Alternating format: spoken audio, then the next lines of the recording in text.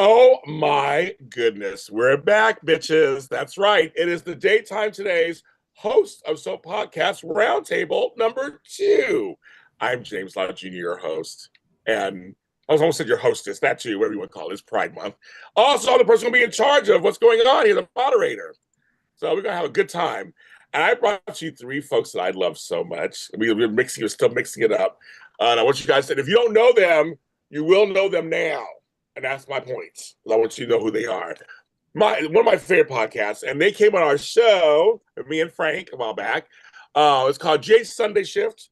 It's all about General Hospital kids. It is Tracey and Tonya. Hi, ladies. Hi. Hello, Oh, hello. I love it. I love it. Welcome. And of course, I called her last night the big mouth of soaps, the kumbaya of the soap world, the promoter of everything, well, for a while, beyond the gates. It is Candice Mack. Really? You said all that? I did that last night. I just said that last night. I did. When I was I'm talking not about a big mouth. I'm not a big oh, mouth. no. But we love it. We love when you talk. We do. So they're here tonight. They're our second roundtable. I gotta say thank you last night for all of you guys. People are coming to the chat, folks. Come on in. The water is low. But come on in. We don't mess up our hair. We don't do that. This episode. Not tonight. But no, thanks everybody last night. You guys really showed up and showed out. I'm seeing the numbers. Thank you so much. That was Tammy Govea, Frank Moran, and Matthew Theon from 10th Floor Podcast. We had a great time. Thanks for doing that. The next one, I'll be announcing it here first. It will be Tuesday, same time, 7 p.m. It will be Araceli Alvarez from Dish and Days, Vince from Suds to the Square Circle, and my girl Amanda Russ from my shows here on JLJ Media. So those 3 will be next Tuesday at 7 p.m. live here for our third roundtable discussion. And I'm working on the 4th one. So I got some people I asked, very interesting people. So we're mixing it up, folks. So thank you. Also, the church announcements. This is JLJ Media. If you've never been here before in your entire life, what's wrong with you? No, welcome to the channel. Make sure you hit the subscribe button. Why? Why not? Support Black business. Also, hit the like button while you're here because you're going to like us. I don't even worry about you. You're going to love this. So hit that like button. Also, super chats are enabled. So feel free to open your purse or your Cash App and send something to me here on JLJ Media. We had some people last night. Thank you very much. If you do a super chat, I will publicly thank you and read your comment or question. Oh, I see. Port Misery, I want you to come on too. Send me a message. Send me a message. I'm trying to get to everybody. Send me a message, Port Misery. I want you to do one of these too. And where do you find me? We're all James Lott Jr. is sold at James Lott Jr. on all social media platforms or JLJ Media on all social media platforms. Either one, roads lead to me. Thank you. Ladies, welcome to the show. The first question, we're gonna go right out the gates. This actually question was from Tammy Govea, my co-host. She said, okay, thank you. My co-host last night was like, you're having all women, right? I go, yes. Just ask them this question. Is there any female character on General Hospital, the way they are currently being written, would you like to be? Whoever wants to go first? Is there any? I'll say for folks at home too. You can answer at home also to chat. Yeah. Is there any female character, the way they're currently being written, would you like to be? The reason why she's asking that question because she feels that female characters are not written the greatest, and we're females who watch the show. So I want to hear what your thoughts are on all of that. Actually, that's the truth. I think it depends on who the character is. They're all Ava. Well, yeah, that's what I'm saying. Well, Ava's not being written. Well, Rel kind of right now, but she's my fave. Her and Carly. I know me personally as Tonya. There's some decisions that they make that I wouldn't make, but I love them. And if I could play anyone, it would probably be Carly or Ava. Okay. Tracey. Yeah. I would probably be Jordan just so I could be fine. Like I would just be like modeling, flicking it up. But Yeah, I mean, I think that GH does have like a women problem when it comes to writing. We've talked about this a bunch. Obviously, Mhm. Carly is my fave. I stand behind her, 10 Mhm. toes, always bad decisions. Always. I support her Yes. rights and definitely her wrongs.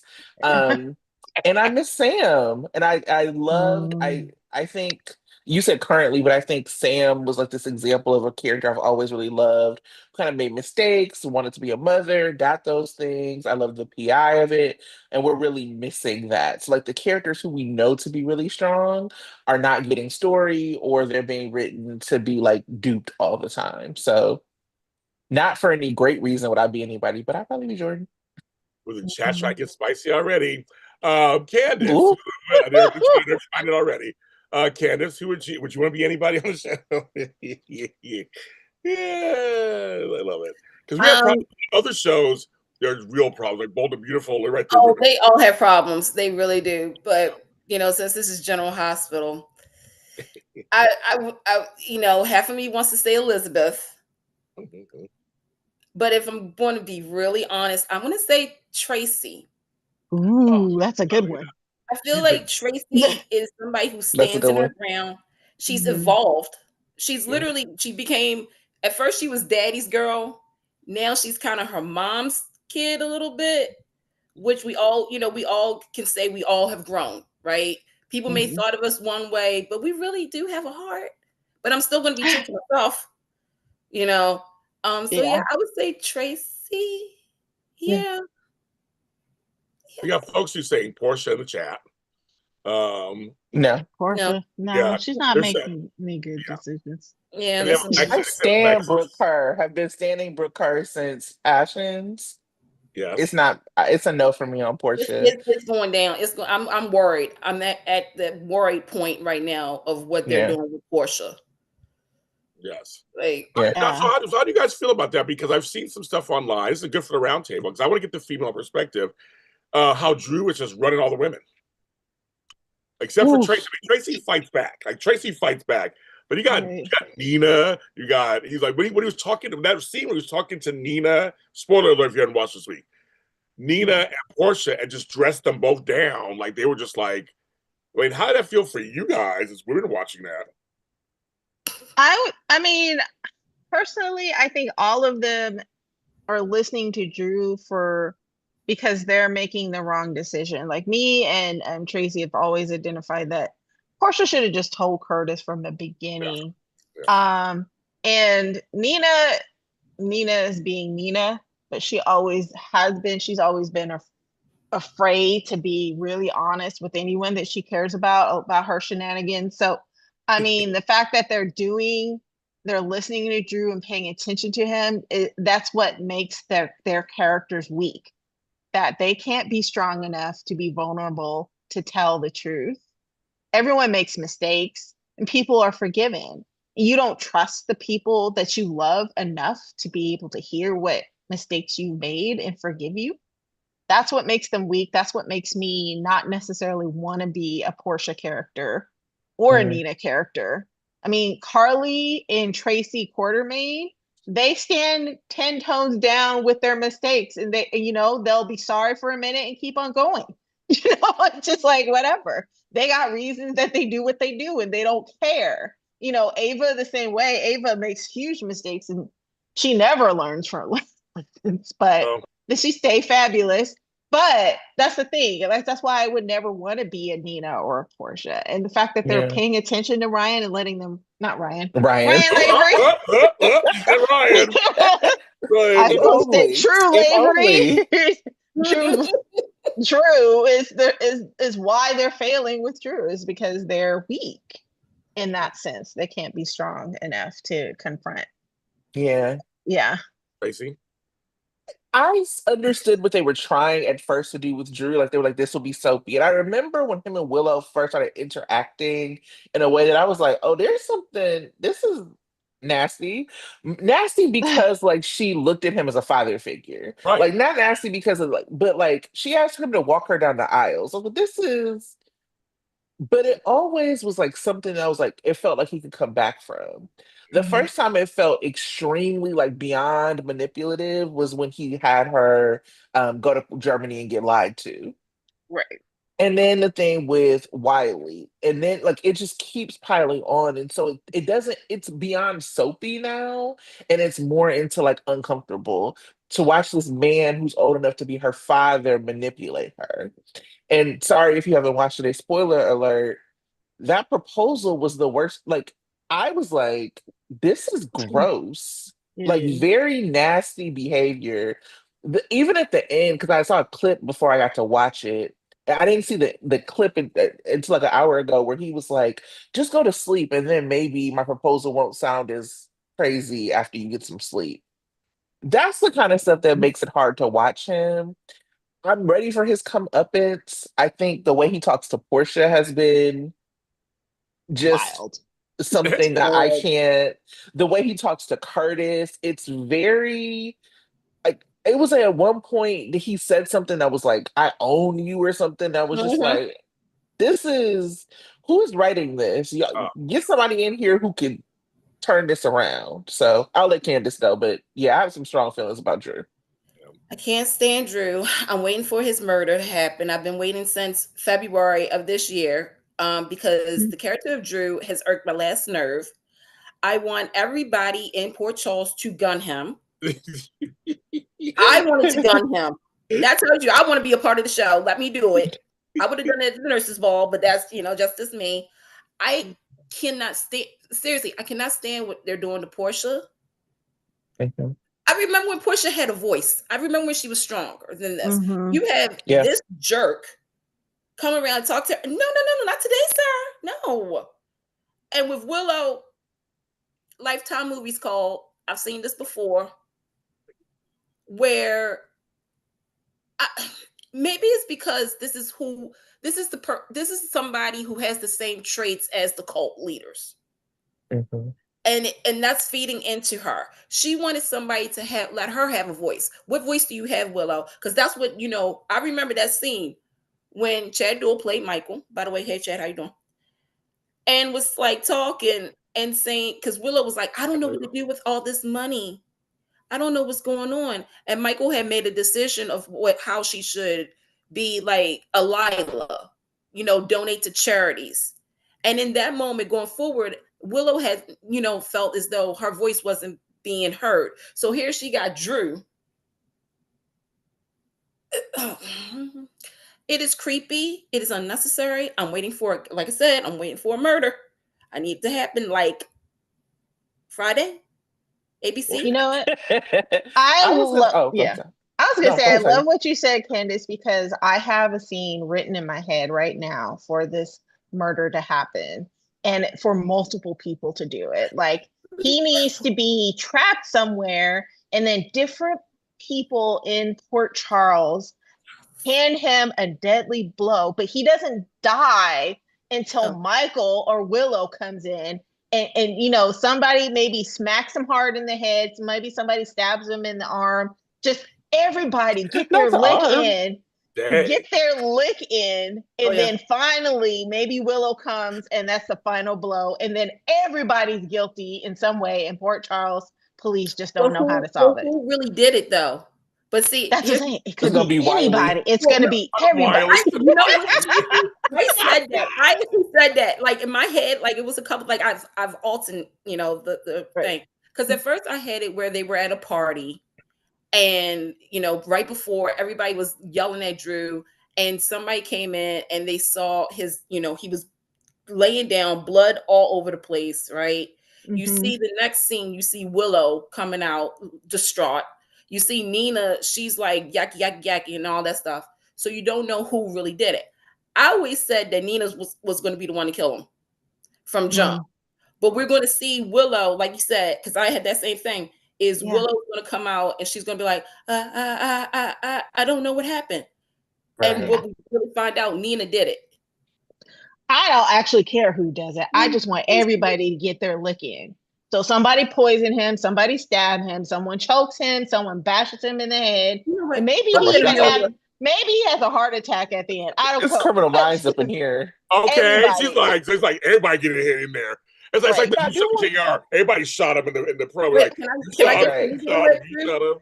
Can we get a lick too? Like, can we be an extra? The audience can get a lick. Maybe choose your own adventure. Yeah, the choose your own Why, murder. remember ABC did that? Like, what was it? Fantasy February, February, where the fans got to be in charge for a little bit. And I'm saying, yeah, you know what, General Hospital, let us do it, please. Even the cops are agreeing with me. Yeah. I will also say, I was saying this earlier too, Tara, but I think that, this happens all the time with writing, because from my understanding, when they wrote this story, they didn't realize they weren't going to have Chad Duell. And I think it's like really similar to how when they wrote like the Sona Jarly situation, they didn't realize they weren't going to have Steve. And so you end up having these stories that are written and that would be a little bit more balanced or, whatever. But then you got like Sonny beefing with Jason's ghost, and then you got Willow and Drew trying to take the baby from Crispy Michael. So it just ends up looking really bad, to the point where, as an audience, I don't think I really saw many people caring about the fact that Michael had an outside baby during his custody hearing, because they had been so egregious while he was off screen. We were ready for them to get their comeuppance. I think that Katie did an excellent job with that performance. I've never wanted a mother to have her kids taken more. And that had nothing to do with how great Katie did, because she's amazing. Yeah. Oh no, her breakdown, I was like, so wow. good. Emmy submission for no, definitely. Because I'm like you, I was like, I want that bitch to have no kids. I was like, I was all that's like, nope, no kids for you. But that performance, I mean, and everybody's performance, they're looking at her like, they were like, shit, this girl is losing it right now. They were like, commenting like, oh my, I mean, everybody felt, even Rick was like, wow. I was like, and she did. She showed up. She showed up and did her job that day. I mean, that was when you start to feel for her a little bit. You're like, wow, you brought on yourself, girl. But it was like that performance. When she broke down, when she was like this, she was like, I don't understand. Right. It was like, girl, what do you not understand? You do not have custody of your children. Right. So when they said full physical, I was like, I know. And no visitation till they get a psyche valve. Right. I felt like I was in the courtroom. I don't know if you guys did the same thing. I did like this, and I'm like, I was at work, so James know where I work, and so it's like this. It was like, no, I sat up. I was like, ooh. Somebody said, Candice, are you okay? I said, give me a minute. I was like, and Rick is like telling her, and she was like, no. You said that I was going to get this, and I'm just like, she's about to crash. Well, Drew, I have to give Cameron Matheson credit too, because that's why we hate him. He's doing a good job. Yeah, he is. He was shocked. You saw his face. Well, first, I got to mention, when he saw Michael come through that door at Nurse's Ball, his face, he knew the jig was up. No, James, I can go back further. When Wally said, Daddy, the nurse was like, Cameron, I will give it to Cameron during that whole Nurse's Ball. His facial expression was so good. He was like this. Is he calling me daddy? Calling me daddy? Why? My favorite, my MVP. And when Wally said bye, Mom. My MVP is Wally. Bye, Mom. I was like, oh my God. That was like, okay. Wally's adding salt into the wound. I laughed so hard. I was like, wow. But no, I will give it to you. I mean, everybody's hating in the chat. I mean, everybody's hating on Drew. You're supposed to, right? That's the whole point. So that means he's doing a good job. I mean, he's doing a great job. And he always played good guys. This is chance to play a bad guy. So because was Ryan Ryan wasn't that good. He was. I don't think he was like an out and out like. No, he wasn't. He wasn't. He like wasn't that. a bad guy, but he wasn't. He was like he had some tendencies of being like. To me, he was normal. To me, he was a normal guy himself. Yeah, yeah. That's true. I think he was overly judgmental against women. I didn't like. Okay, well there you go. He would yell at women all the time. Especially when he got. First and foremost, I'm still salty. ABC, I will never ever forgive you for this.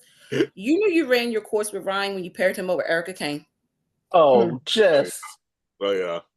We don't even talk. Yeah. But if I was an actor and they said you and Erica Kane, we're gonna get Erica Kane. As soon as you're gonna work together, all in. Oh yeah, try it. You gotta try it. But you were no Tad the Cat. Okay. No, No, he wasn't. Never. Okay. I have another question. That was good. That was good, ladies. We got another question in here. I'm gonna ask you like I asked the other hosts, because this is very important. Do you censor yourself in your review reactions on your shows? Censor, you said? Yeah, censor yourself. I know I don't. Mm. We're Shady Sunday on our channel. We say it all. We don't give a fuck. So I don't know about you. The only thing we don't do is we don't really talk bad about actors. Like we don't just go after them like crazy like that. And our stuff's all storyline based usually. Mhm. But I have talked shit about some actors, a couple that got on my nerves. I have in real life. But most of the time it's all storyline related, all about story.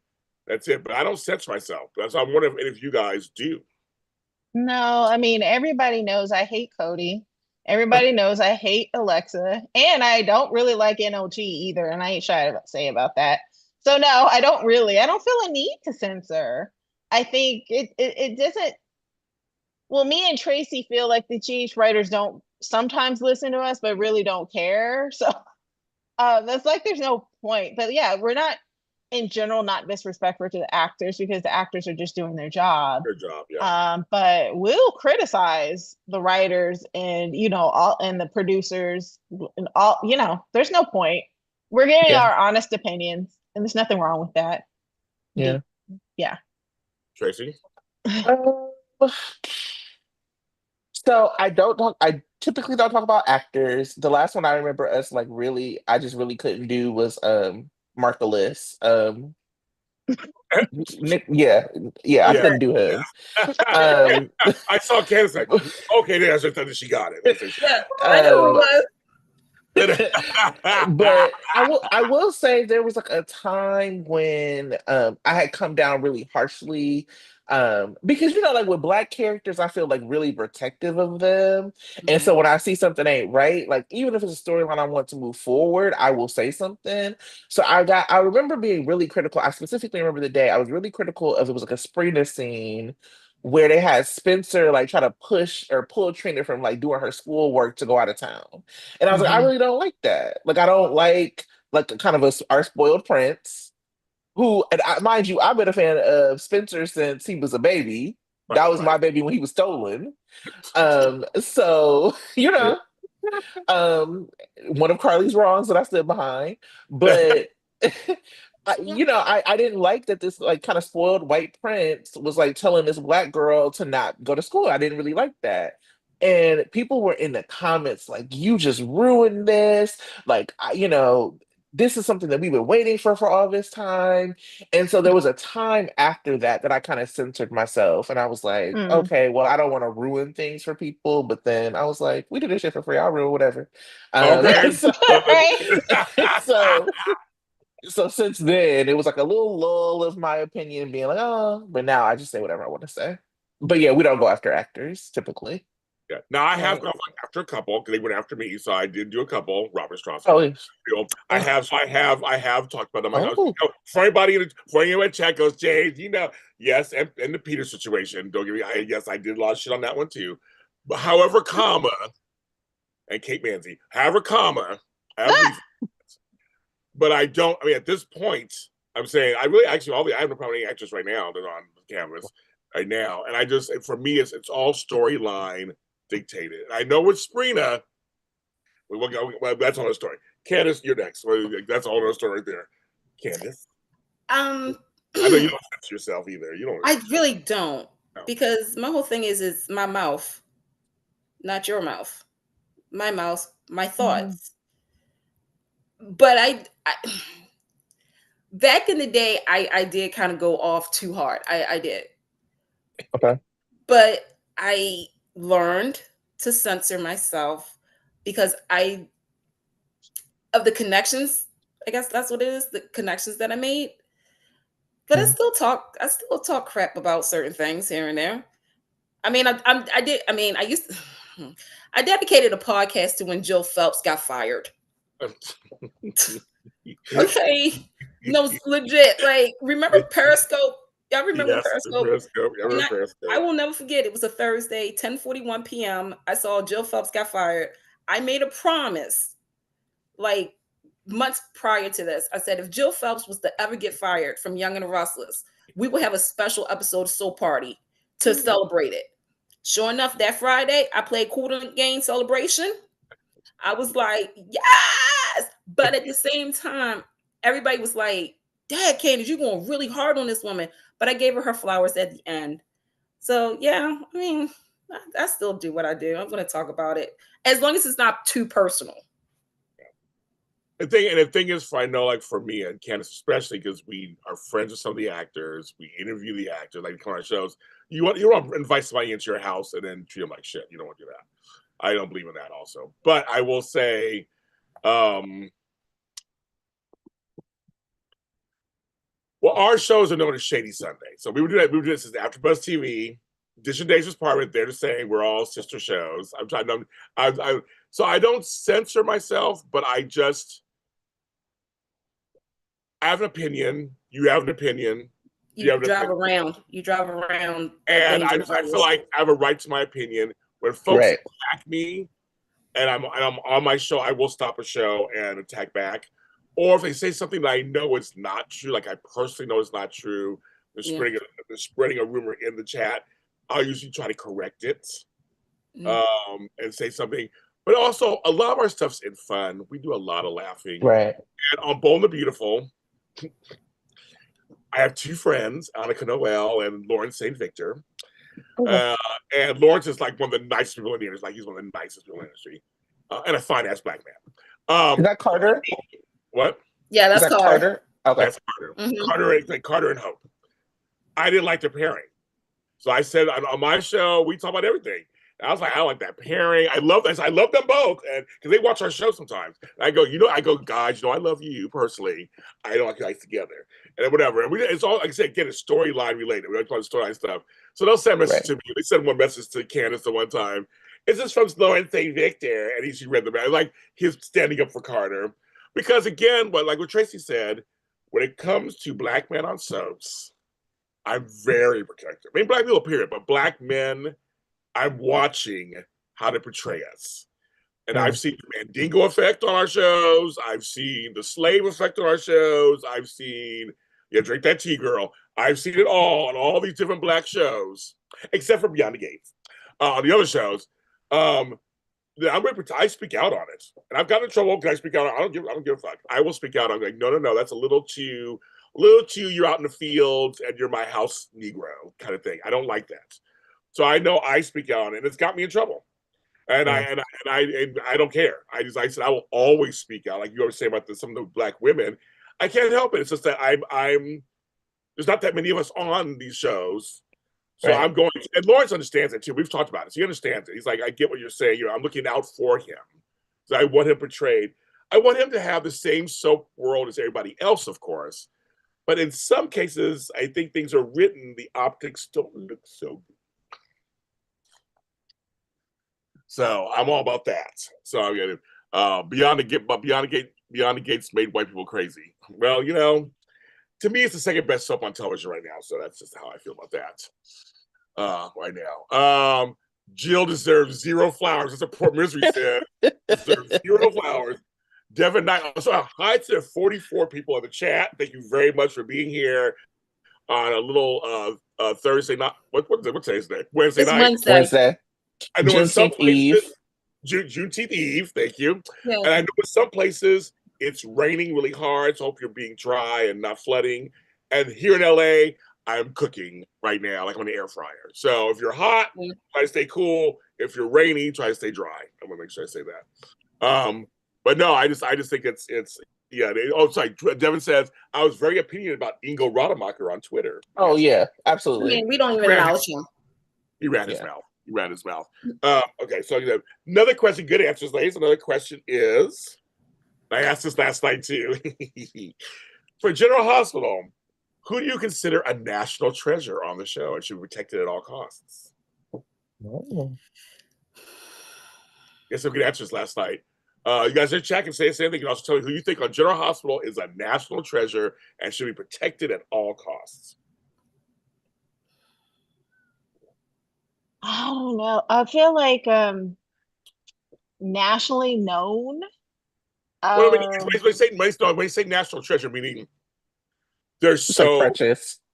Yeah, so precious, so just so useful to the show. Like they're really good, and they add so much to the show. Like people in the chat are saying a name already. They said last night too, but I agree. But I'm like, there's several. I think. I'm curious what you guys. I don't know. That's what I'm going to answer. I'm going to answer last. I'm just curious. I only think Tracey, and I think I think it's interesting because Tracey like is the character who needs the least amount of protection. She has so much goodwill, like built up that even when she does something that's kind of foul, people just like let it happen, and then she'll give you that performance like she did with Gio when she, it was beautiful. And so just seeing for me, Tracey is the only person I think of. Anybody else, we'll be fine. Candice, what are you next? I'm gonna say the ones who kept the show on air before it was gonna get canceled back in the 80s. Mm-hmm. So that's Tracey, Laura, Scotty. What's up, Ken Shriner? Bobby, Miss You Jackie. To me, I mean, yeah, the ones who built the house are national treasures. Okay. So Tonya, love. What are you thinking? I would probably say, like Tracey, but there was an interesting conversation happening on Facebook, social media about Erica Slezak coming back. Mm-hmm. And people were like, what if she is actually coming on to play Monica? Mm-hmm. And they were saying, no, she can't be Monica. Monica is protected. She has to be, celebrated, and then that's it. And then I was just thinking about the person who made the original post said that that Edward Quartermain was replaced. Mm-hmm. And so it made me think, if a great actress or actor plays a character and they should be celebrated, but does the character have to die if they're that pivotal to the story and to the setting of the story? And I think what GH didn't do right, if they were going to actually celebrate Monica Quartermain and not replace her, they should have done the funeral a lot sooner. Right now, they've left it so open, and that they've kept Monica in the attic, per se. I think that it makes me think that they don't want to kill her off because they think that her character is still too important to the show. And it makes me wonder, I really think if they do try to replace her with Erica Slezak, I'm not sure I'd be too mad at it just because of how they played it out. But, and I think they have honored Monica when they did that hospital wing. And so I think kind of right now, Monica is on the same par as when you were saying past characters, Lila. I think right now they're treating Monica like a Lila. And I'm thinking that's right now who people are wanting to protect. And I'm curious what you guys think about, what do you think about killing off Monica or having her replaced by another actor? So last night, that was a bit, it's funny, it's coming up again. That was, Candice, you were in the chat. So Frank and I are on your side, Tonya. We've been saying it for weeks. Monica is so important to the story. They keep making it so important. But I also know, like on Bold and the Beautiful, Darlene Connolly died in real life, but Sally Spectra lives. She's in a cabana somewhere. But see, they don't talk about her that much. So it's like out of sight, out of mind. They talk about Monica all the time. Monica this, Monica that, Monica that. And so unless she's coming as Vicky, I'm like, I would take her as Monica also. The right age group. We know she can act. And so, but the chat and our weekly shows, it is half and half. Half are like, no, leave that alone, blah, blah, blah. And the other half's like, I'm up for it. And like tonight, David was like, good point, what you said about what you said. Others are like, no. So so Candice, you were here last night. You saw it in Tracey. I'm curious what you think too. What you guys think about that? I'm just gonna say this. I'm team don't do it. Okay. I feel as though, first and foremost, I love Erica Slezak. They've been trying to get her and Susan Lucci That was the big I gets. know. But the problem is that if they were to do this Monica recast, for me, I'm just going to say this, it's going to be Michael Zaslow all over again. For those who don't know, Michael Zaslow was Roger Thorpe on Guiding Light. Yeah. He was sick. They recast the role with, I can't think of the actor's name, and I apologize. It did not work out. No. It didn't work out. In the end, they killed Roger Thorpe off. With Monica, considering that this has been a iconic character for over 40 years, and keep in mind, Leslie was a recast, I believe. Right. That's true, yeah. And Leslie made this character her own. And yes, Monica is definitely a part of our homes, our hearts, and whatnot. If they were to recast it, it would be, for me, disrespectful to Leslie's legacy. It would also be kind of a wound reopening, because if that's the case, they could have recasted Alan Quartermain, and still General Hospital fans are still salty of how that went down with Stuart Damon. And we also have to be real for a second. The writing may be okay for right now,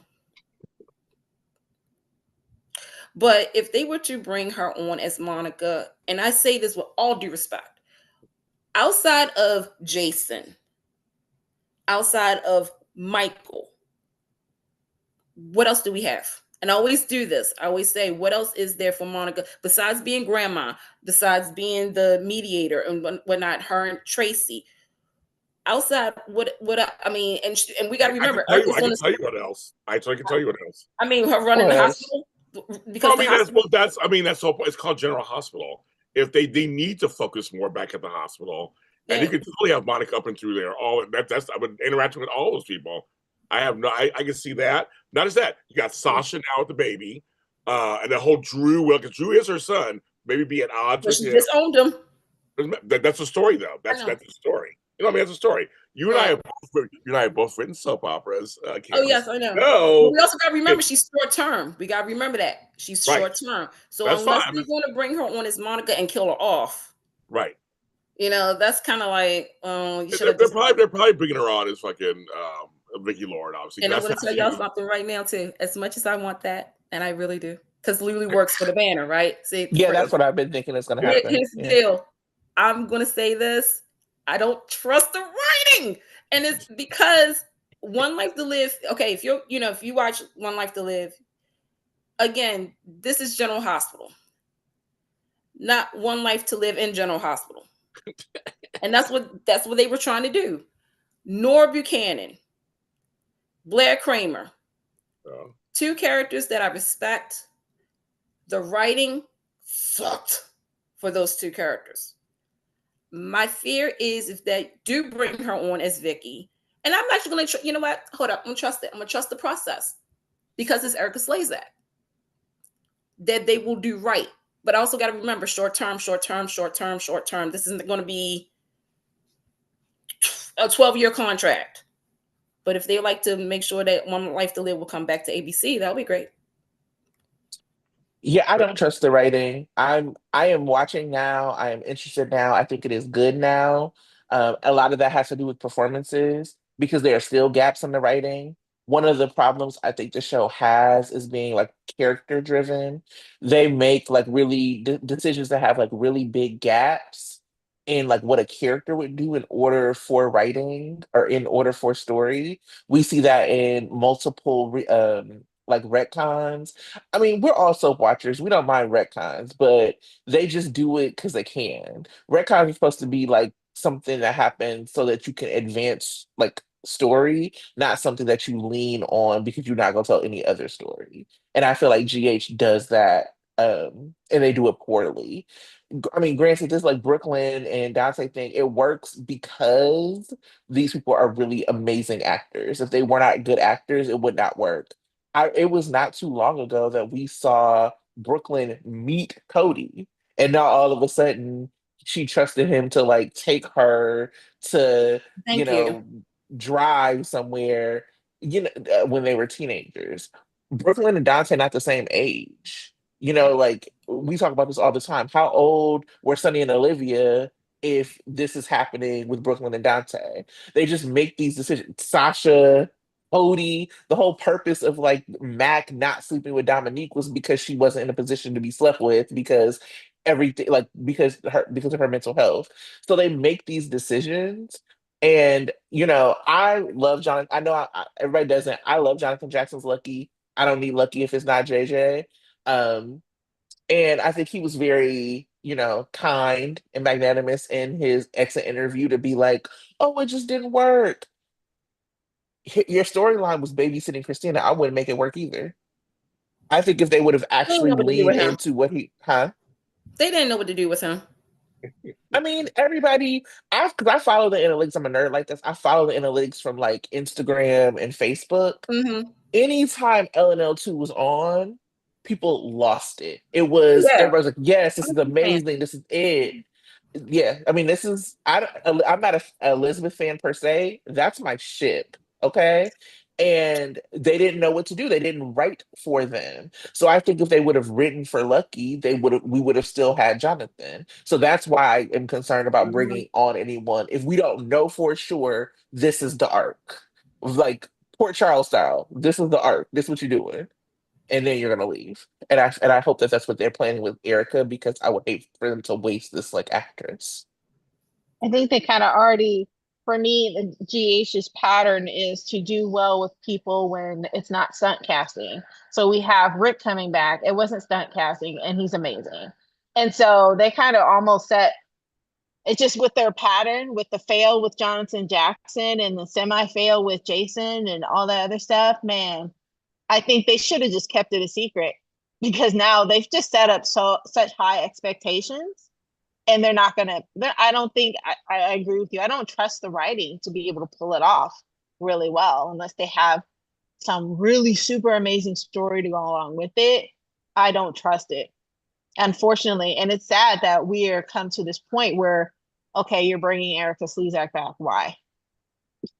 We're excited, but why? Because are you going to ruin her character now like you did Lucky? Or, I'm not as excited about it as I should be. And it's because the writing has been horrible for stunt casting.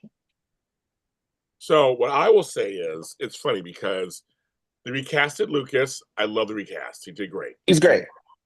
I like obviously the recast of Michael. We're just like, I've known Rory since the Y&R days. I'm like, wow. It's good. I think it's good. I think he fits right on in. So sometimes they get it right when it gets to recast. Now, Candice is going to laugh because for years I've talked about the three Luckies and how I hated Jacob Young's Lucky. Sorry, didn't hate it like him. And he won an Emmy for it. So what the fuck do I know? But I did not You like were still right. It was not. Loved him as J.R. Chandler on All My Children. Yes, he was the bomb over there. And even as Rick on Bold and Beautiful, like over there. But see, for me, because I just love him so much in real life too, Greg Vaughn. I will take him as Lucky again because he actually, I don't think he got a good enough chance the first time around. And I thought there was potential. That's when he was the drug addict. He was with Sam. He was doing all these different things. He was with Max. The whole thing. I know Candice. I would love if they brought him on. Like I said, not make it stunt casting. Make it where he is on now. He's just the Lucky. He comes back with Aiden, and they. I'd watch them read the phone books. Doesn't matter to me, I guess. But I think I think Lucky could be something good on the canvas. If they write it correctly. I think Jonathan Jackson was wasted. I feel bad for JJ. I feel bad. I feel so bad for him because you're right. He was very cordial in his exit interview. He's one of those employees. It's kind of like, I'm not going to burn any bridges, but I'm gonna just kind of say some nice stuff. We all know why he left. That's LEFF. We know why he left, and so we get it. So it's unspoken, but we know what happened basically. And to me, I can't believe, and Frank said the same thing last night. We just can't believe what a waste. This dude can act. He has like 10 Emmys or whatever. This guy can do it. And everyone's there. Jeannie Francis is there, and you got Rebecca Hurst there. Like everybody's there. Like what the F? I'm in shock. But I want to know what Candice thinks about Greg Vaughn. The face you were making. It was. I need it. I need to know. What do you think about Greg Vaughn? Candice Mack. Mm-hmm. The chat group said, No comment. did a great job. Like he did. Yeah. I can't even talk. I know you can't all of a sudden. Yeah, come on, Candice, pull together. I have something to say. So you want me to? He's hot. Yes, sexy. Absolutely. Absolutely. Whenever I'm around him, he was oh my God, I'm really blushing. Oh my goodness. He oozes sexiness. I tell you, he's invited to the cookout. He's invited to the barbecue. He's invited to the card game. He's invited to the dominant. I'm gonna turn my video off for 1 second. Before Juneteenth, but she's a cracker. Every time I'm with him, I'm just like, I've known him for 9 years. Every time I'm with him in person, it's just like he talks right to you. Like it just he looks right into your soul, and he gives you the best hugs. Oh, he does. Oh yeah, he does. Oh yeah. Y'all are so funny. He follows me on Twitter, and he did it because I posted about like how I loved his relationship and the way he like poured life into the actress he was opposite on Queen Sugar, and just like she did this interview about how he made her feel sexy and like a lot of that. So I love Lucky, but I love Greg Vaughn. I love Greg Vaughn as Eric Brady, and he wasn't the Eric Brady I grew up with. Because it was Jensen, right? Lucky for me is a nostalgia character. Okay. Yeah. And Greg Vaughn does not tap into that nostalgia. If you remember when he was on, this is why Lou Sam was popular, because people didn't care about him and Liz. Right. Right? Like, and they was like, oh, Lucky and Sam, okay. And if you remember, him and Liz got back together and she was cheating with Nicholas, and people was like, this is kind of hot. And the moment JJ walked back in, people said, I can't believe Elizabeth would be cheating on him. Right. Right. Like that is like what JJ brings to the character. So I don't think Lucky is needed if he's not Jonathan. So to Tracey, I'm going to challenge you for a second. Because I agree with everything you said about that. I know I agree with that, but I'm saying with the Greg Vaughn one, right now we got Rick on the canvas. I can see a three. I almost said three-way. Triangle. I'm sorry, wrong show. I would be Rebecca her best friend that day. I would be a stand-in for Elizabeth. Black. Don't worry about it. Just walk with it. Just walk with us. But I mean, like, and with that, Lucky, I don't feel like Liz and Lucky have to be together. They were high school sweethearts, whatever. To me, move on. Kim and Jordan. Can you imagine Greg Vaughn and Tanisha Harper together? You sold me. Bring them. See, now, Why he doesn't have to be Lucky? Why don't he come on GH as Greg Vaughn? I think we'd be fine. That's Greg Vaughn. Just be Greg Vaughn. Look, John Stamos did it. John Stamos came on as John Stamos. He did that one time. But that's hilarious. Come on, as Greg Vaughn. I think we totally accept. I think everybody would accept it. No, my thing is, can you see? I mean, all seriousness, can you imagine those two together? He goes back to being a cop, maybe, and then he doesn't have to be Lucky. Plus, like, wasn't Tony Geary really mean to him? He probably got trauma. Like, let that man be somebody else. He ups and down with his boyfriend. He ain't on the show. Okay, I'm just saying. And the people in the chat are like, oh yeah, they're like, yes, Queen Sugar. I'm just saying, everybody in your dreams tonight, think about Greg Vaughn. I know I do. I know I do too. Let's move on to our next question. That's a good discussion. Let's go to our next question. No, let's just talk about, Greg Vaughn. You gotta clip this up and put this up just like Greg Vaughn thirst for 5 minutes. I mean, look. You guys have distracted me from.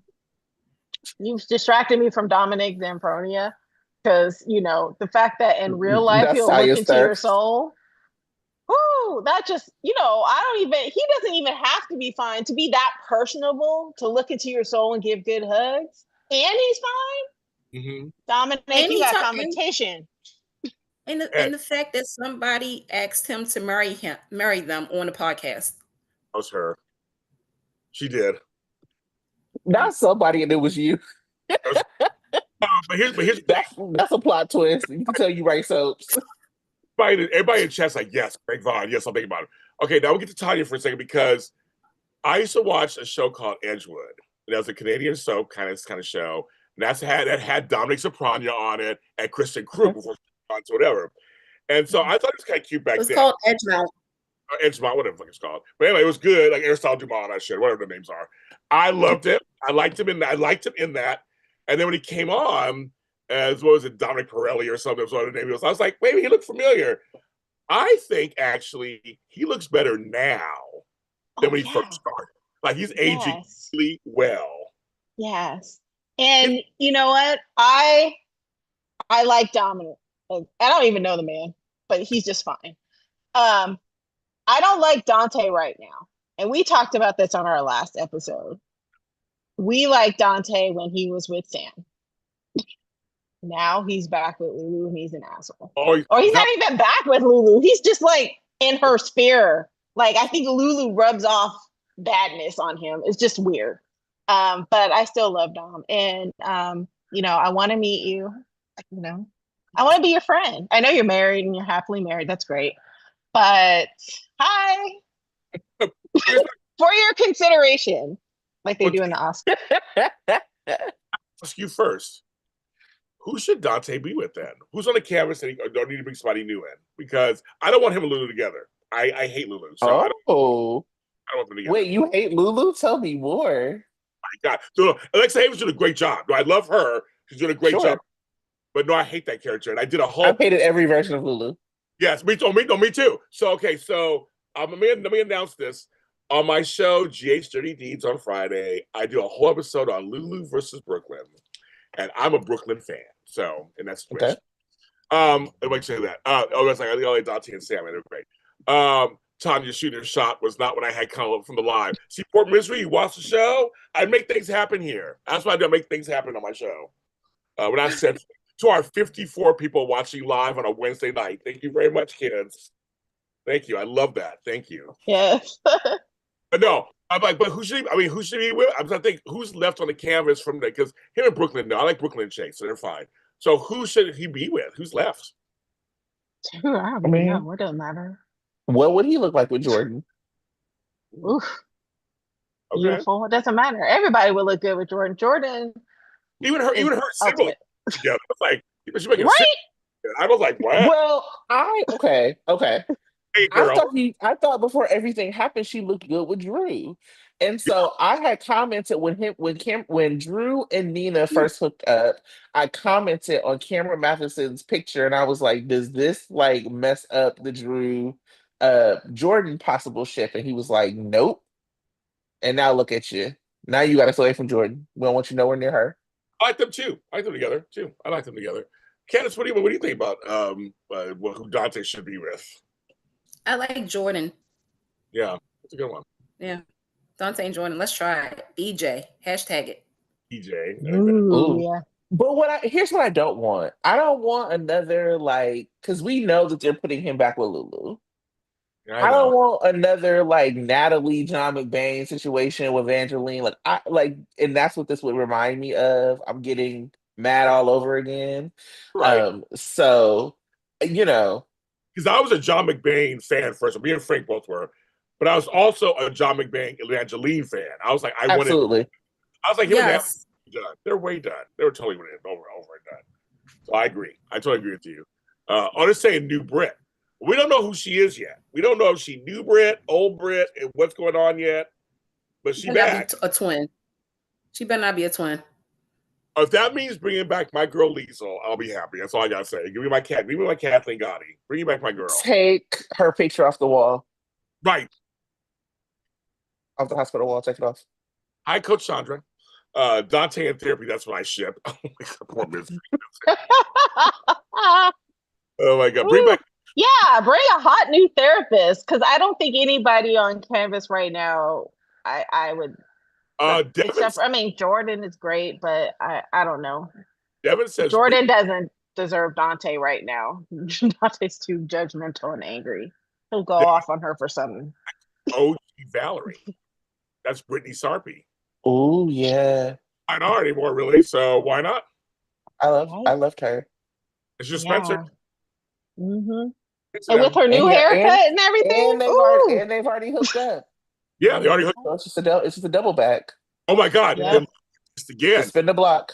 My God. See, that's what, okay, here we go, kids. I know I write all these audio dramas. See, this is what should have happened. This is what they should have did. They should have had Brooklyn contact Valerie and say, oh, remember you tried to go after a man too? Okay, I got an incentive for you now. He's single. And have him and Lulu would hate both of them. Oh my god, it'd be wonderful. I would love it. Wonderful.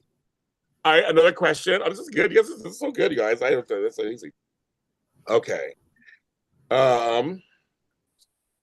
do you guys handle on your shows the news and gossip? Anything that's off camera? Do you talk about it? Do you not talk about it? Do you bring it on? Do you kind of talk about it? Do you ignore it? What do you guys do on your show? Ladies, that's Candice. If it's like reported through like official channels, we talk about it. Even though I did see Soap Opera Digest kind of had that little hiccup on days. But yeah, if it's like reported, we do talk about like behind the scenes stuff, like casting. So we usually will go through the stories, and then we have like a section we call hot takes, and so we'll talk about like behind the scenes stuff and hot takes. But if it's like unverified, then a lot of times we don't bring it out. Folks, just be careful, because now with AI and shit, there are the craziest stuff out there saying like this is going to happen. It looks so real. The spoiler count, and never comes. None of it comes true. So I'm just saying, please be careful following them because they suck you in. Candice, what do you guys do on Soap Party 401? We pretty much do the same thing. If it's something that's being in the media, we talk about it, we discuss it, and go from there. Yeah. But no rumors. We don't. If it's not legit, we ain't talking about it. Well, it's funny. The one time I was in the news with Steve Burton. So I was in People Magazine as the soap expert. I didn't say that. That was not my words. I did not say that. And a show to do, and Frank's like, "Well, James, you're in People Magazine, and talking about your buddy Steve." And I'm like, "I know." So we had to talk about that. That was one of the few times I was like, "Oh, that's about me." I had about that. That was kind of weird. It was kind of weird, and the weird was kind of weird. Well, that one I was also on Jimmy Kimmel Live. That was another one I had to talk about because it was like, you were on Jimmy Kimmel Live. That's crazy. You made history. Those were kind of weird. It's about somebody else. Like I'm ready to talk about it, but I'm like, oh, it's about me. It was kind of weird. Oh, you love it. I'm not saying I'm shy or anything to be here. It was a little weird. They said Donna should be single for a foreseeable future. That's right. Future. Okay. I have another question here. My notes. All right. Besides General Hospital, wait, Frank called you to his office. No, Frank didn't call it. Not that Frank. I'm sorry. I meant on my show, Frank Moran. Frank Moran. Not Frank Valentini didn't call you to his office. Hey, I was able to talk, but I can say whatever I want. I don't work for him. I loved you on Jimmy Kimmel. I was jealous. Thank you. Besides General Hospital, is there another soap, past or present, that you like? And why? Anybody can go first. I already know some of the Candice stuff, but I want to hear the other ladies first. See what they say. I'm gonna let Tracey and Tonya go first. Yeah, we're gonna go first. Yeah, I watch Young and the Restless consistently. It's funny, but I kind of depends on what's going on with storylines. Sometimes I'll watch heavily one soap and then I'll switch to another because sometimes their sweeps aren't necessarily at the same time. So sometimes General Hospital is like really hot and really great, and then I pay really close attention to it. But then other times it's Young and the Restless. And so it's like they take turns, almost respectfully so, I think, when to be really good, just to accommodate me. But yeah, I've watched, I think from the very beginning, I started watching soaps with my grandma, and from the very beginning, it was either Young and the Restless or General Hospital. So, yeah. Yeah. There was a time when, what was the one thing, because we were talking about it on the show one time, like a couple years ago, was it like teleporting or something on Y&R, and I couldn't understand what you were saying to me? And then you told me like Patrick from GH has a podcast on the show. I was like, I can't actually watch this. But shout out to them. I grew up on Days. As a matter of fact, I watched Days, I would say, in the womb. Like, and my sister, when she used to babysit me when I was really, really little, watched it. So I remember like old school Bo and Hope fan. Like I'm the same age as like Shell, like we graduated together. So I was like into it when it was like Kirsten and Jason. And then I went to college, my freshman year of college. I was like, hey, y'all, let's watch General Hospital. Or not, I was like, let's watch Days. And they were like, we watch All My Children and we watch One Life to Live. And that's what everybody has to do. And I was like, okay. Man, Tracy, I had a similar story about General Hospital. So I was part of an engineering society, National Society of Black Engineers, for those who know. And they had a campus office. And I would come in at 2 o'clock and I would turn the TV on at General Hospital. And man, all those, because most of the guys there were, most of the engineers there were guys, they would watch with me and they Mhm. loved Sonny and Jason. Of course. Yeah. Yeah. And Sonny and and then Jason. that summer, summer I started watching the ABC soaps, the first two. I went home and I was like doing daycare. So I would exhaust the kids and I'd feed them like soul food for lunch so they could sleep. And like kids in there just eating ribs and mac and cheese for lunch. after after running at the park for 2 hours, it was balanced. And so while they were napping, General Hospital was on. So that's when I started watching General Hospital. So that was like 03-ish. So I've been watching General Hospital since then. Okay, I like that. Candice, tell us your stuff that you love, other than Telling my soap story. Well, I watch all the soaps. yes. For some reason, I have a talent to watch all of them, and I actually do work. And it's funny that you say daycare because I'm a child care teacher, so I definitely related to that just now. Shout out to the parents who are watching. But growing up in the household, my great grandma's house, my mom, she was an ABC person. My uncle was NBC, but my great grandma was a CBS person. And there was this soap about this girl named Reva and Joshua and stuff. God and Doors or something, sliding doors. No, God Light. God Light is my all-time favorite soap. Okay. That has, because that was me and my great grandma. Like, I still can hear her voice in my head. At 12:28, she would tell everybody, "Don't talk to me until my stories are off." So she watched the whole CBS lineup. But at 3 o'clock, me and her would watch Gone Light. And I always was like looking at these beautiful, gorgeous people wearing these dresses when they had their parties. And I was like, oh. And for some reason, that always stuck with me, is that was me and grandma's story. And even when she passed away, I felt that was, every time I watched Gone Light, that was me and her, me and her, me and her.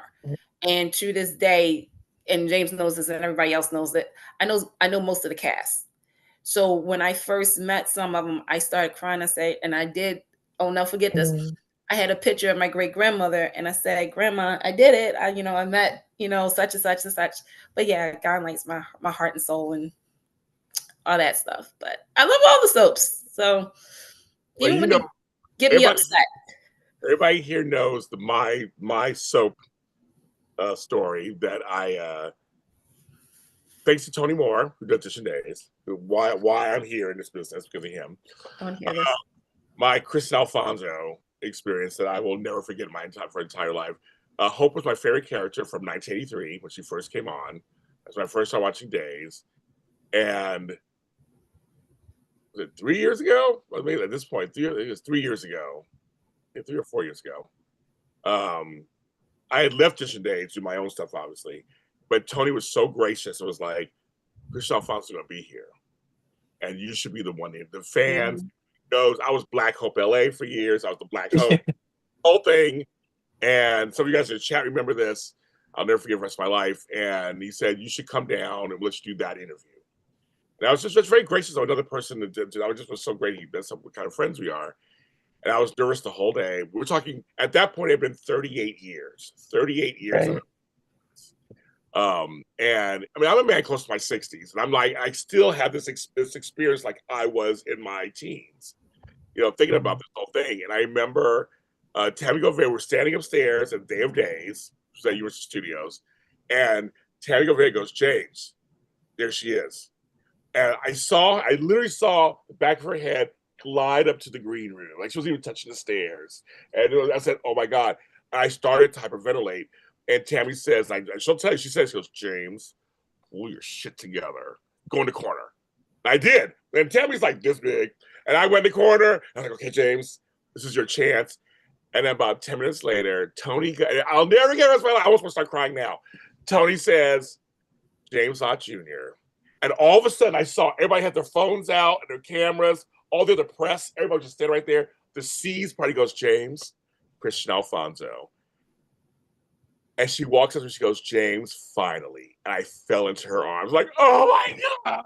And it was, I almost start crying now. It was a dream come true. So I get, Candice, like when you meet somebody, and people think these shows are like frivolous and they're dumb and what are you talking about? Yeah. They're not. This entertainment is sometimes like I get to tell her, you got me through some tough times. Your character, just your enthusiasm for the show. Like you gave me something positive to look for and look to and watch. And that does mean a lot. I know people across the country who are not online and they don't read Soap Opera Digest. They watch their stories. That's what they watch. And they feel, you see them 5 days a week for decades. You feel it. To me, it's for real. And everybody said that moment was so special because it was a genuine. I just was like, so she said, finally, because all those years we've been leading up to it online, we met in person. And I got to ask her all the questions I wanted to ask her. I pulled it together somehow. And then Michael Madison, who's on Audition Day, says, I have footage at the end of you squealing. We didn't put it on air, but he's like, eh. And then I said, can I get a selfie with you? She's like, of course. Of course, I'm like, clank. I put all my social media. But I think, we're allowed to have these special moments. That's why we watch. That's what soaps are for. We have memories. We have memories with, everyone knows Victor Newman. Everybody else, I don't care. Black person in America knows Victor Newman and Eric Braeden. You just know whether you watch the show now or not. He's a national treasure. That's what these people say. Point blank, period.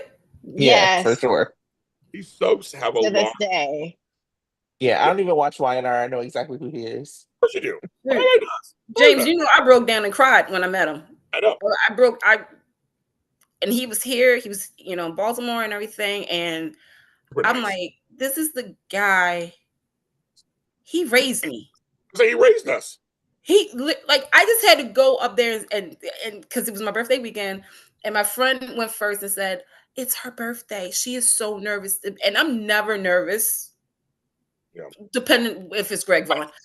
But if it's Greg Vaughn shirtless, hello. But just saying. And I went in and I just said, you raised me. And he said, well, I think I did a damn good job. And I'm like, oh. I was like, oh my God, that is so sweet. It's like when you meet these people. Okay, now I'm gonna cry.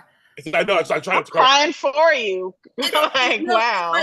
Like besides Gone, again, like I said, that was me and my grandma. But like when I met Tony and Gary, I was lucky to meet. Here's the thing: I'm lucky to have met people that I have grown to watch on TV, and I'm always afraid, and this is, a thing, is that they're not going to be the the people that we see on TV. And Tony and Gary, he was like, I heard it was your birthday, darling. And this was around Luke and Laura's 40th anniversary.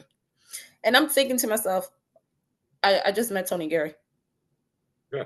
The heck, the words could not come out and whatnot. But it's just when you see these people, because you feel like you already know them. Right. You see them for 5 days, stuff. Like James can tell you, anybody who knows me knows the number one person that I met almost 2 years ago, Peter Bergman. I kept saying, I want to meet Peter Bergman. I had a whole list of people that I wanted to meet. And I said, I want to meet Peter Bergman. If I ever meet Peter Bergman, I don't know what I'm going to do with myself. And when I met Peter Bergman, Michelle Stafford's like, here's Peter, Candice. And I'm like, hi, how you doing, sir? It's I don't know if I ever talked about this. So when I did the Emmys in 2018, I was on the red carpet in my famous purple suit. Yes. When I saw Victoria Rowell walk by, I had said, I learned we had the same birthday. So I go, birthday twin. And she looked, I go, May 10th, and she walked over. And I was tongue-tied. I was just kind of being funny, like, yeah, birthday twin. And she walked over. She's like, hi, your birthday's May 10th also. I'm like, oh my God, you're Victoria, you're Drusilla. You're like a legend. Like, I'm like, it was like, I didn't know what to do myself. I was discombobulating. I'm used to the stars, but like, I was like, you're royalty. Like, Right. if she returned It's young, fitting that y'all are Tauruses. yeah, Tauruses, that's right. Wait, has Tonya and Tracey met anybody? Oh yeah, have you guys met anybody? We met Fanola. Well, I met Fanola and James twice. And I love Fanola because, Anna Devane, I was watching All My Children. I know her from All My Children before General Hospital. Oh, And yeah. so the first time I met her, I was like, I am texting this picture to my college group chat and everybody is freaking out. And she was really sweet about that. And then I met Laura Wright and I had like a really sweet moment with her and told her about some like really personal stuff that happened to me around the same time it happened to Carly, and she like cried. She started crying first. I started crying. I was like, Laura, we supposed to be cute for our picture. Please stop doing this. Best hair in the business. Best hair in the business.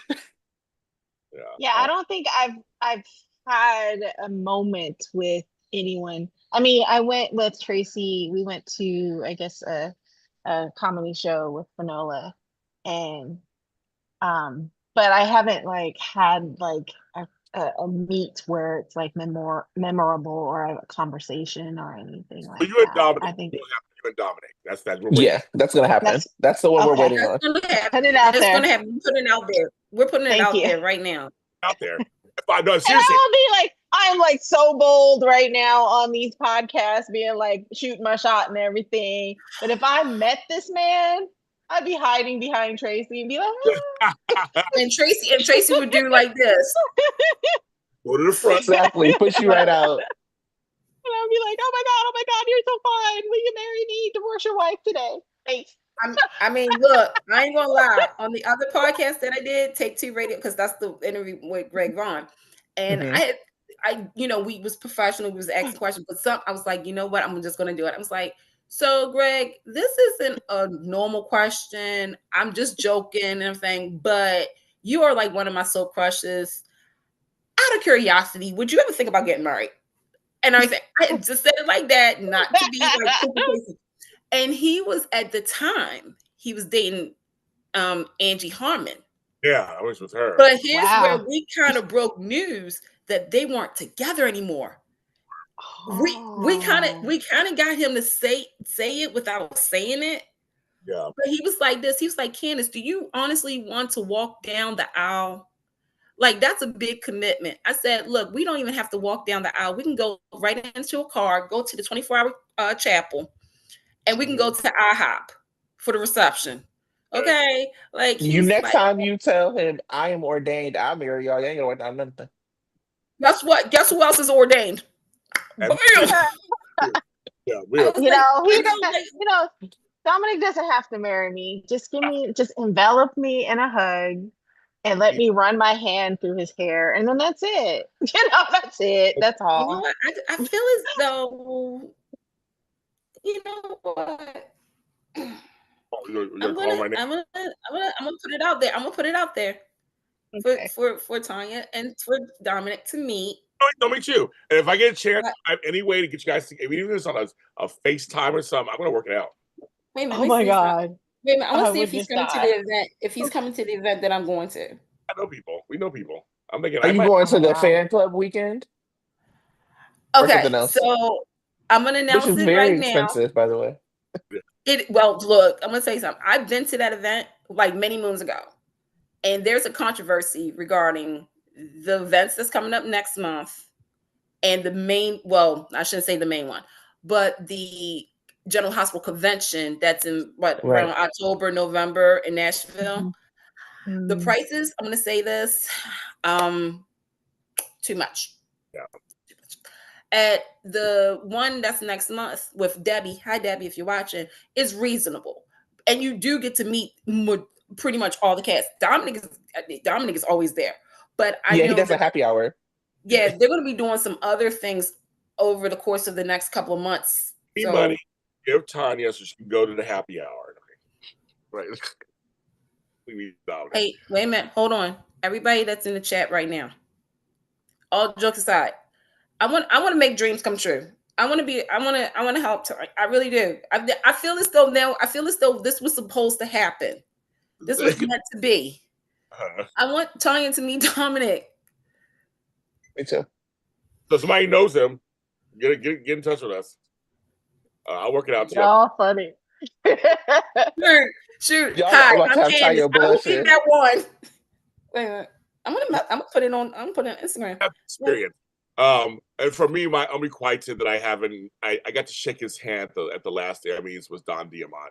So I need him more in my life, and so I shook his hand. He looked right at me. I didn't wash my hand for like a week, and I'm good. I want to meet him. So yes, that's kind of crazy. Folks, we'll end it here. 55 watching. It's almost an hour and a half, girl. That's it. I know, I had so much fun. I wanted more. I thought we was going to get more. Let's do it again. Wow. Yay. Yes, let's do it again. Remember what did Agnes Nixon always say, Candice? Oh, gosh. I got my say. Well, don't always give them what they want. Yeah. Make them cry. Make them laugh. Yeah, exactly. Yeah. Always want money more.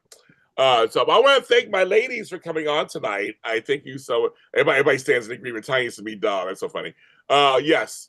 Everybody wants you to. Okay, I love it. All right. Anyway, so I put underneath the video, Jay's Sunday Shift. Make sure you follow them. Follow them. Please tell them James Lott Jr. sent you. Thanks, ladies, Tracey and Ty for coming on the show. Thank you for having us. And Candice, it was nice to thank you Zoom so much. meet you. Yes, same. I'm serious. I can't wait for Tonya and Dominic. This is going to be beautiful. This year is going to be beautiful, y'all. I'm so putting it out there. Tracey, who do you want to meet? Wait, I'm going to find out who Tracey want to meet. I'm scared that they won't be as nice as I want them to be. So let's just make Tanya's dreams come true. We're also going to make Tracy's dreams come true. Off camera. Yeah, we're going to make those dreams come true. And also, of course, thanks, Candice, who is on several shows on JLJ Media, of course. Mm-hmm. And we'll probably be here this weekend when we're back. We're back this weekend for Wild, Bold, and GH. We got a lot on all three shows. Lots to talk about.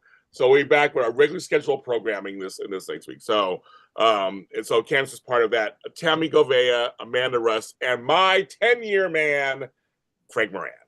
We'll all be back for that. Follow her at Candy Poo on X, Candice Mack everywhere else. So 411 is everywhere where you want to be. And of course, for me, again, James Lott Jr. everywhere, JLJ Media everywhere. GH Media Spotlight, Bold and Beautiful Media Spotlight. And also, check out my All My Children podcast, my Want to Live podcast, my Knots Land, Falcon Crest, Dallas, Dynasty to the Colby podcasts. I do all of them. Check the yes, Candice, what's going on? And if you guys really love us, Tonya, Tracey, and myself, you will also understand this.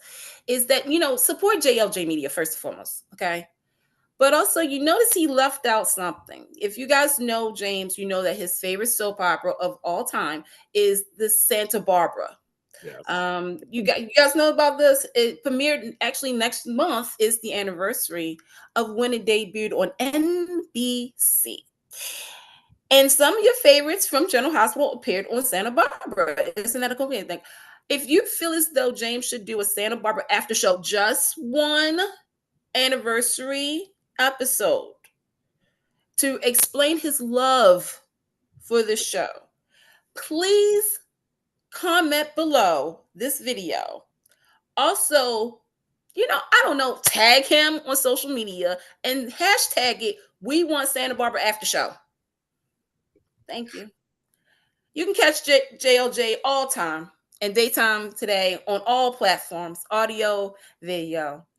And we'll be back on Sunday for the Sunday Soap Block, but next Tuesday, 3, that's the third panel. They ain't gonna be like us because we got it going on. But we will be back. Us three. We'll be back when Tonya sees Dominant, and we're gonna talk about it. So everybody have a good night. God bless. See you later. Bye.